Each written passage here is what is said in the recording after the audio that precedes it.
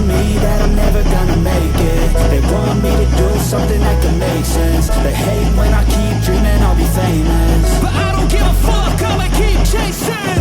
I got all this potential that's deep inside of me, but they hate when you're successful cause they try to be. They sit there being just mental because you're trying things, and they just want you to settle and do the right thing. So get a good job, don't slack off.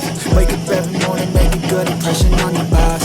Don't do anything that I wouldn't do, and when you're making money, make sure you don't spend it too soon.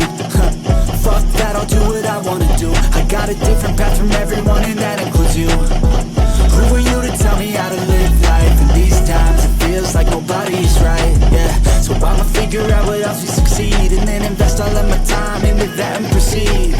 I need whatever the hell could make me happy, and I don't think you have a clue what could that be. They tell me that I'm never gonna make it. They want me to do something that can make